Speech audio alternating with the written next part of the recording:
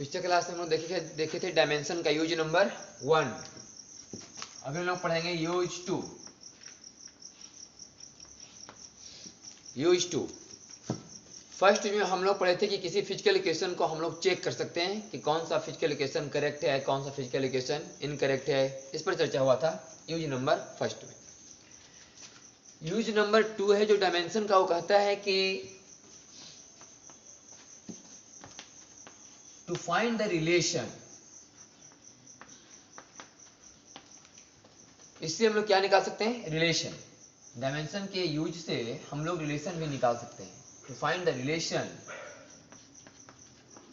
Between different physical quantities.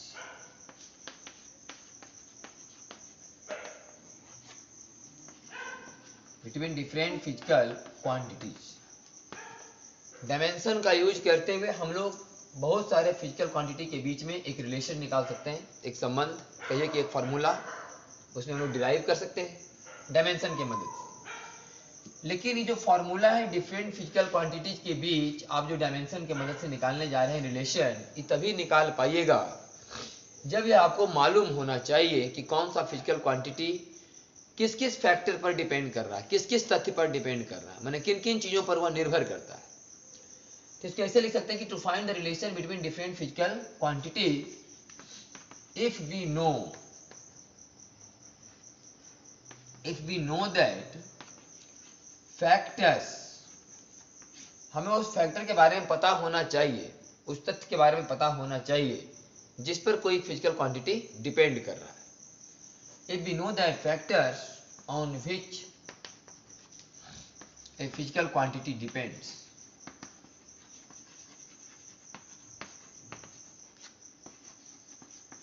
Quantity depends. कह रहा है कि हम लोग डायमेंशन की मदद से बहुत सारा फिजिकल क्वांटिटी के बीच में रिलेशन निकाल सकते हैं डायमेंशन के यूज से। लेकिन इसके लिए हम लोग को पता होना चाहिए उस फैक्टर के बारे में, उस तथ्य के बारे में जिस पर कोई फिजिकल क्वांटिटी डिपेंड करता है। तो ये पता कैसे चलेगा?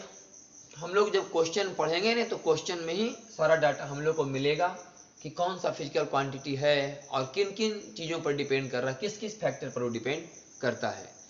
और ये जब क्वेश्चन से पता चल जाएगा तो फिर हम उस प्रोसेस को आगे बढ़ाएंगे कि कैसे रिलेशन निकाला जाता है।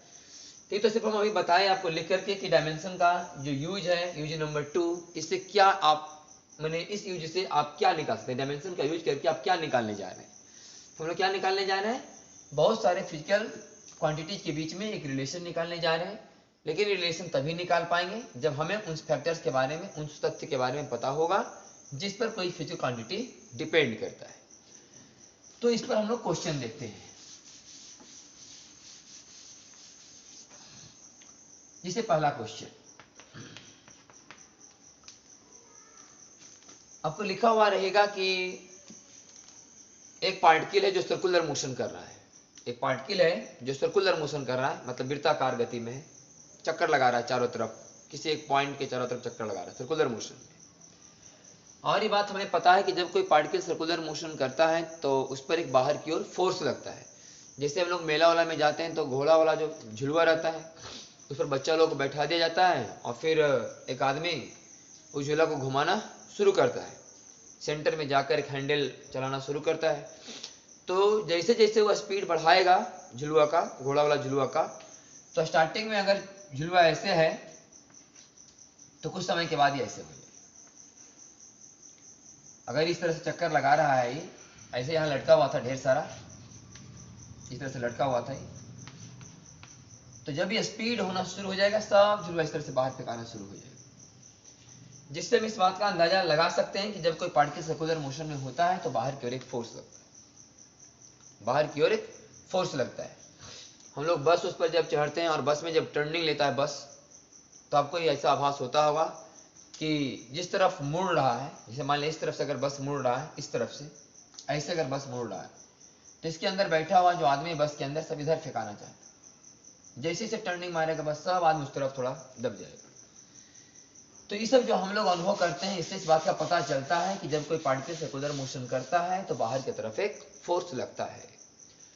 तो लिखा हुआ रहेगा कि जब कोई पार्टिकल एक सर्कुलर मोशन करता है, जब कोई पार्टिकल, तो उस पर लगने वाला फोर्स, उस पर लगने वाला फोर्स F डिपेंड्स करता है, ये क्वेश्चन में लिखा हुआ है लैंग्वेज में, हम क्वेश्चन को लैंग्वेज में नहीं लिख रहे हैं, क्वेश्चन को सीधे पढ़ रहे हैं और उसका जो निष्कर्ष है, जो से कंक्लूजन निकल रहा है, सीधे उस पॉइंट को लिख रहे हैं कि जब कोई पार्टिकल सर्कुलर मोशन कर रहा होता है तो उस पार्टिकल पर एक फोर्स लगता है, तो उस पार्टिकल पर जो लगने वाला फोर्स है डिपेंड्स करता है, डिपेंड्स करता है मतलब फंक्शन है उसका, किस किस चीज का, तो जो पार्टिकल चक्कर लगा रहा है उसके मास का, उसके वेलोसिटी का, और जिस पाथ पर चक्कर लगा रहा है उसके रेडियस का। इतना सारा बात ऐसे आपको नहीं लिखा रहेगा क्वेश्चन में, ये लैंग्वेज में लिखा हुआ रहेगा कि भाई ने particle moves on a circular path, तो force acting on a particle depends upon mass of particle and velocity of particle and radius of circular path. ये पूरा लैंग्वेज में रहेगा और उसको पढ़ के समझ के हमें ये बात लिख लेना। क्वेश्चन से पता चल गया हमको कि कह रहा है क्वेश्चन के फोर्स डिपेंड्स करता है मास, वेलोसिटी और रेडियस पर। तो बताइए कि इसमें क्या फॉर्मूला बनेगा, इसका क्या रिलेशन होगा। अब इस प्रोसेस को हम लोग सॉल्व करते हैं, क्वेश्चन को पढ़े समझे और इतना बात हम लोग लिख लिए, यही मेन पॉइंट है। बाकी एक प्रोसेस है, हर एक बार यही करना होगा। देखिए हम लोग क्या कर रहे हैं, हमें पता नहीं है कि F is equals to formula क्या आने वाला है, जिससे हमें पता थोड़े है कि F बराबर क्या आने वाला है। हमें पता है F बराबर mv r आ सकता है, F बराबर mv स्क्वायर r क्यू आ सकता है, F बराबर mv स्क्वायर बाई r आ सकता है, F बराबर m square v cube r to the power 4 आ सकता है। हमें इस बात का कतई अंदाजा नहीं है कि फोर्स इक्वल टू क्या फॉर्मूला आने वाला है। मतलब जो कुछ भी आने वाला लेकर इस सब में से, तो ये बात तो कर सकते हैं कि m का पावर 1 आया, v का पावर 1 है, इसमें r का पावर 1 है, इसमें m का पावर 1 है, v का पावर 2 है, r का पावर 3 है, इसमें m का पावर 1 है, v का पावर 2 है, बोले तो r का पावर -1 है, m का पावर 2 है, v का पावर 3 है, r का पावर -4 है।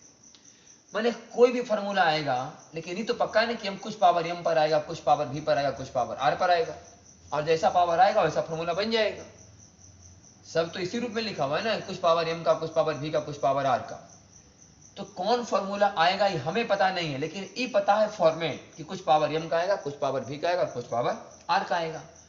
तो हम क्या सोचें कि हम लिख लें कि F इज इक्वल्स टू आएगा m का पावर कुछ पावर v का आएगा और कुछ पावर r का आएगा। मान लीजिए पावर abc आएगा। अगर इसको सॉल्व करने के बाद abc का मान 1 आ गया तो समझना कि F बराबर mv आ रहा है।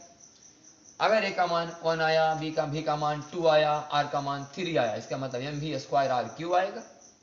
इस तरह से फॉर्मूला क्लियर हो जाएगा। तो अभी हमें नहीं पता कि abc का मान क्या आएगा, और अपने मन से हम क्या मान लेते हैं, कांस्टेंट। कांस्टेंट खुद क्यों मान लिए, मान ले हमें पता है कि F बराबर mv r आया, तो इसका मतलब 1 mv r आया।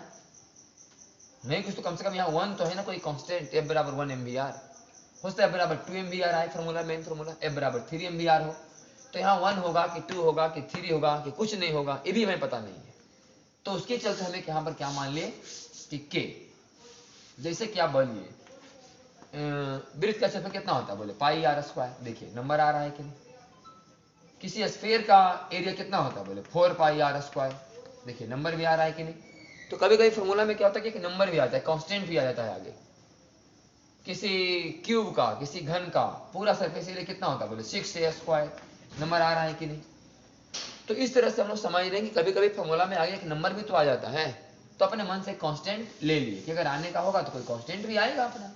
F equal to k m to the power a v to the power b r to the power c। Main यही लिखना है। पहले तो क्वेश्चन पढ़ के ही समझना है, दूसरा बार F इज इक्वल टू जितना जितना लिखा हो सबका अपने मन से एक पावर और एक कांस्टेंट मान लेना है, इसको इक्वेशन 1। अब यहाँ से डायमेंशन पुट करना, क्योंकि यूजेज ऑफ डायमेंशन पढ़ाया जा रहा है। तो mlt inverse 2 is equals to k m to the power a, velocity का lt inverse to the power b, radius का l to the power c। तो इस तरह से mlt inverse 2 is equals to k m to the power a, l to the power b, t to the power minus b, l to the power c। तो m to the power यहाँ कितना है 1, यहाँ m to the power a, इसका मतलब a is equal to 1। Equating power both side, दोनों तरफ हम लोग घातांक की तुलना कर रहे हैं, इक्वेट कर रहे हैं, पावर को तुलना कर रहे हैं। यहाँ l का पावर b और l का पावर c, चूंकि बेस बराबर है तो पावर जुटेगा, जनपद में होगा b प्लस c। यहाँ l का पावर 1 है, इसका मतलब b plus c is equal to 1। और टी का पावर माइनस बी, टी का पावर -2, तो minus B is equal to -2, तो बी इज इक्वल टू 2, और बी का मान यहाँ पुट कीजिए तो 2 + c इज इक्वल टू 1, तो c इज इक्वल टू -1। इस तरह से हम लोग ए बी और सी का मान निकाल लिए। अब यही ए बी और सी का मान समीकरण नंबर 1 में पुट कर दीजिए, तो आ जाएगा f is equal to k, m का पावर a मतलब 1, v का पावर b मतलब 2, r का पावर c मतलब -1, तो r का पावर -1 को नीचे लिख सकते हैं यार। इस तरह से फॉर्मूला आ गया f बराबर kmv²/r। लेकिन k के बारे में कुछ पता अभी नहीं चल पाएगा, ये भी डायमेंशंस का लिमिटेशन है। डायमेंशन से फायदा तो होगा कि फॉर्मूला निकल के आया, लेकिन k का मान डायमेंशन नहीं बता पाएगा। और आगे चल के अभी तुम डायमेंशन का फायदा पढ़ रहे हैं, डायमेंशन का यूजी नंबर 2 पढ़ाया जा रहा है, यूजी नंबर 1 पढ़ाया गया था, फिर अभी एक और पढ़ाया जाएगा यूजी नंबर 3। तो डायमेंशंस के कुछ यूज भी हैं और कुछ लिमिटेशंस भी हैं। ऐसा नहीं कि यूज कर रहे हैं तो मतलब फिजिक्स का हर एक प्रॉब्लम डायमेंशन से सॉल्व हो जाएगा, ऐसा भी नहीं है। अगर ऐसा होता तो फिर आगे फिजिक्स पढ़ाने का जरूरत ही नहीं पड़ता, हर एक फॉर्मूला हम लोग यहीं प्रूव कर लेते। तो कुछ इसके लिमिटेशंस हैं, एक का मान हम लोग निकाल नहीं सकते, इसके लिए आपको एक्सपेरिमेंट करना पड़ेगा या तो कुछ कंप्लीटली मैथमेटिकल डेरिवेशन करना पड़ेगा। तो हम जब आगे चल के सर्कुलर मोशन वाले चैप्टर में जाएंगे तो कंप्लीटली मैथमेटिकल डेरिवेशन के द्वारा इसके का मान आपको निकाल के दिखाया जाएगा। एक्सपेरिमेंट वाली कोई सुविधा है नहीं जो आपको एक्सपेरिमेंट करा करके हम के का मान निकाल पाएंगे। तो कंप्लीटली मैथमेटिकल डेरिवेशन इस जो आपका पूरा का पूरा जो डाटा किसका है, सर्कुलर मोशन का। तो जब सर्कुलर मोशन चैप्टर में हम लोग जाएंगे तो इसके का मान हम लोग आपको निकाल के दिखाएंगे मैथमेटिकल डेरिवेशन से। ये लिमिटेशन है डायमेंशन से कि डायमेंशन के का मान निकाल नहीं सकता। तो डायमेंशन वाले चैप्टर के हिसाब से भी यही फॉर्मूला f = kmv²/r। इस तरह से कोई दूसरा फॉर्मूला भी हम एक क्वेश्चन लेते हैं, जिससे मान लिया जाए कि कोई क्वेश्चन है जिसमें आपको बता दे कि एक्सीलरेशन जो है फंक्शन है वेलोसिटी और रेडियस का। एक्सीलरेशन फंक्शन है वेलोसिटी और रेडियस का, ये हम आपको लिख के दे रहे हैं डायरेक्ट। ये भी एक क्वेश्चन लैंग्वेज में होगा, कुछ कोई कहानी होगा, उसमें ही बात आपको समझ में आएगा कि लगता है किसी पार्टिकल का एक्सीलरेशन के बारे में जिक्र किया जा रहा है, बात किया जा रहा है, और वह उसके वेलोसिटी और जिस जहां घूम रहा है उसके रेडियस पर डिपेंड करता है। तो बताइए इसमें क्या फॉर्मूला है।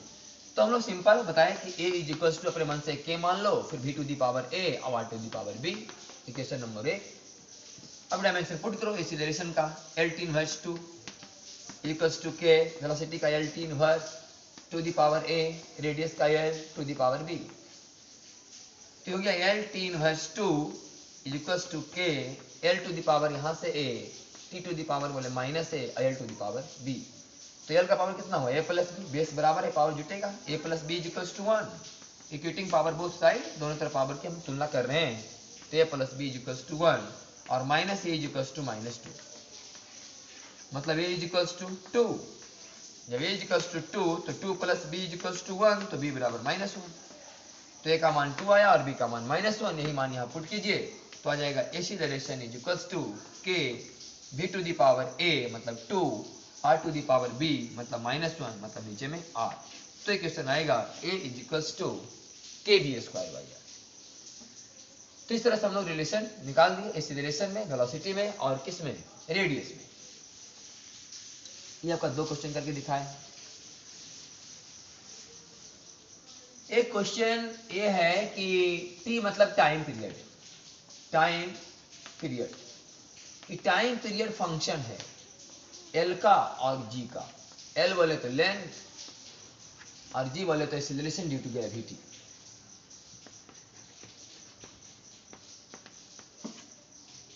तो बताइए कि T, L और G में क्या रिलेशन है। ये भी किसी कहानी से निकल के आया होगा, हम ऐसे लिख रहे हैं भले आसान भाषा में कर करके, ताकि आपको क्वेश्चन को लिखना ना पड़े लैंग्वेज में। तो ये जो है ना किसका फॉर्मूला है, किसी सिंपल पेंडुलम का, जैसे कि एक पतला सा रस्सी से एक छोटा सा ब्लॉक जो बहुत हैवी है, इसको बांध दिया जाए, लटका दिया जाए और इसको हल्का सा हिला के छोड़ा जाए, ये आगे पीछे हिलना शुरू होगा। जब ये आगे पीछे हिलना शुरू होगा तो एक बार यहाँ से इसका यहाँ जाना और फिर लौट के यहाँ से आना और फिर यहाँ लौट कर जाना और फिर यहाँ से यहाँ आना, इसको बोलते हैं टाइम पीरियड। एक बार यहाँ से जाना और फिर आना, फिर यहाँ जाना और फिर आना, इसको बोलते हैं एक चक्कर।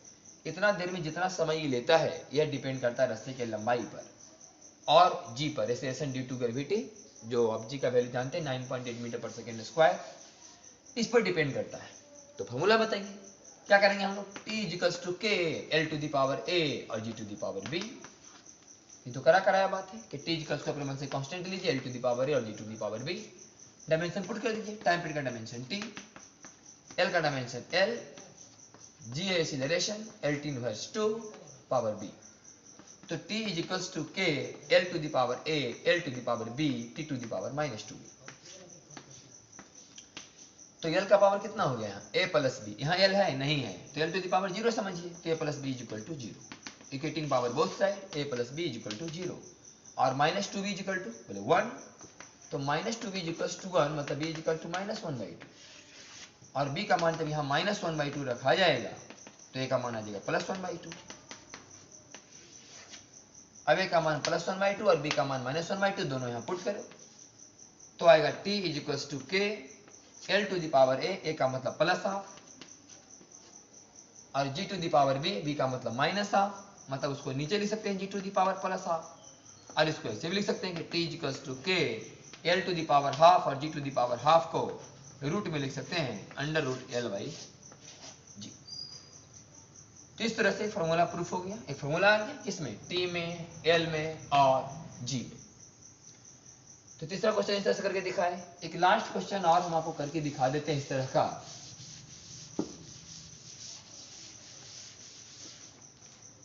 एक लास्ट क्वेश्चन ऐसे समझिए कि फोर्स है, जो फंक्शन है इट्टा का, v का और r का। बोले इट्टा क्या है, इट्टा है कोफिशिएंट ऑफ विस्कोसिटी,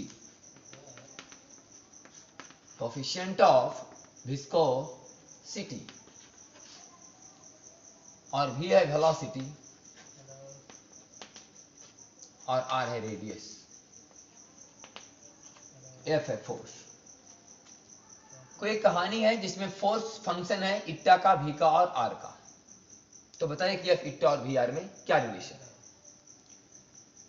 तो हम लोग क्या लिखेंगे कि f is equals to K इट्टा v r सब का power a b c, equation number 1 और डायमेंशन पुट करेंगे, f फोर्स का ml t inverse 2 is equals to K eta का डायमेंशन हमें पता है ml इनवर्स t इनवर्स होता है। ml inverse t inverse first year में जब पढ़ाया गया होगा ना वेलोसिटी ग्रेडियंट, तो वेलोसिटी ग्रेडियंट के जस्ट बाद लिखाया गया होगा कोफिशिएंट ऑफ विस्कोसिटी इट्टा।